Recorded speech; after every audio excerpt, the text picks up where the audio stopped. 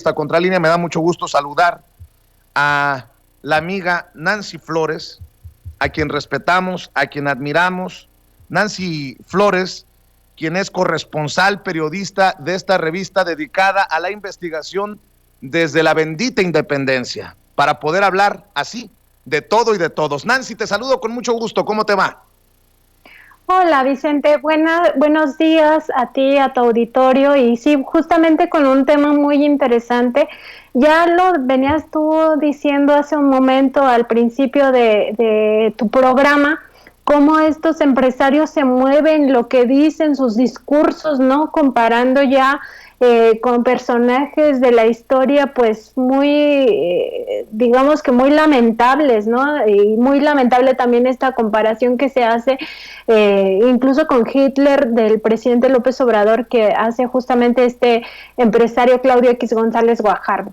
Y bueno, en esta investigación, Vicente, fíjate que nosotros lo que encontramos es que hay una estrategia, sí existe esa estrategia, que es muy probable que venga desde antes de que el presidente López Obrador asumiera el poder, y que busca pues debilitar o en su caso derrocar al gobierno federal. Un gobierno que, hay que decirlo, Vicente, fue legítimo y democráticamente constituido, porque 30 millones de mexicanos así lo decidieron en las urnas.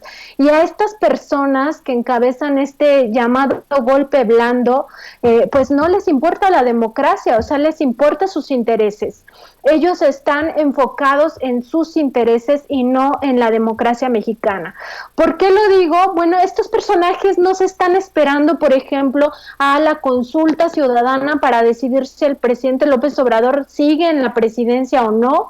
Eso ya está decidido, que en 2022 se nos va a preguntar a los mexicanos, pero ellos no quieren que los mexicanos decidamos, o sea, no quieren que sea la votación o sea la voz del pueblo la que decida este futuro de nuestro país, ¿no?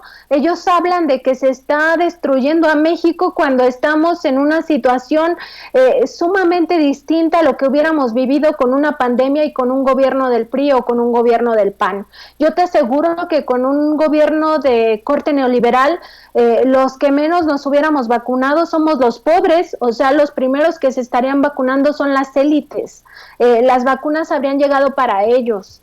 Y el ejemplo de las vacunas es, por decir, cómo dejaron el sistema todo derrumbado, el sistema de salud, etcétera. Entonces, hay que ver en toda la realidad mexicana lo que realmente se está moviendo y por qué les interesa tanto el Congreso ahora que estamos ante una elección. Se llama la elección más grande de la historia porque se van a votar muchísimos cargos públicos.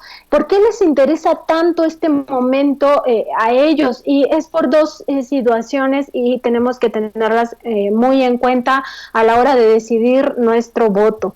Y la primera es porque el Congreso, tener la mayoría en la Cámara de Diputados, les va a permitir controlar el presupuesto público, y eso no es cosa menor. Eso es más bien cosa mayor, porque el presupuesto hasta ahora se ha destinado a lo que ellos jamás hicieron, que es toda la parte de la seguridad social. Esto de las pensiones a adultos mayores, las becas para estudiantes de todos los niveles educativos, las becas para niños con discapacidad, los programas como Sembrando Vida, eso es lo que ellos no quieren, no les interesa, jamás quisieron hacerlo durante sus gobiernos y votaron en contra, siendo oposición en la Cámara de Diputados y en la Cámara de Senadores. Lo que pasa es que no les alcanzó porque no tenían mayoría, y por eso ahora quieren mayoría para frenar este tipo de gasto público, que es un gasto eminentemente social. ¿Por qué otra cosa les interesa el Congreso y por qué se están peleando ahorita en este momento y por qué están diciendo vamos a mandar al carajo a Morena, etcétera? Pues justamente porque desde el Congreso se frenarían las leyes que son progresistas. Hace unos días, Vicente, yo te comentaba aquí mismo en tu programa que se habían hecho varias reformas muy importantes, no solamente la reforma judicial, sino también la reforma al sector energético, ¿no? Está la ley del sector eléctrico, pero también la ley de petróleos mexicanos, y se estaba frenando todo este saqueo voraz que se hizo en el pasado y que se concretó en la administración de Peña Nieto, pero que viene desde Carlos Salinas de Gortari, desde Miguel de la Madrid, incluso algunas de esas políticas privatizadoras.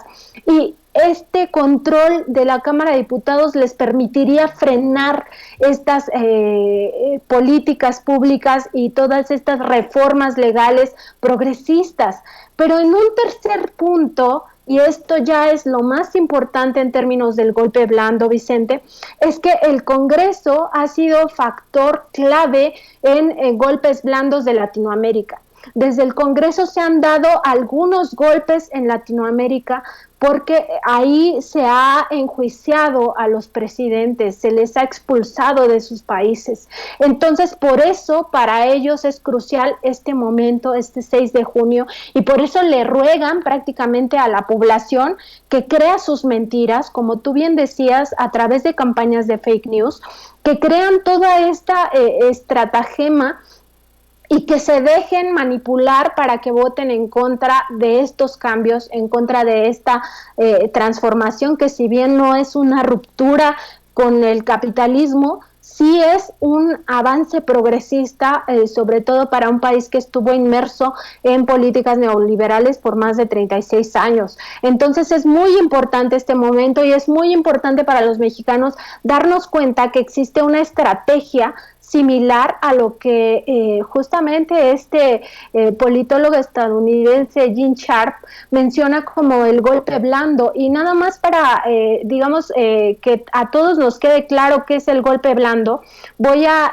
aquí a leer las 5 fases que tienen que se han identificado como parte de estos golpes blandos para entender la situación en donde estamos en este momento. Entonces, el golpe blando empieza por ablandar a la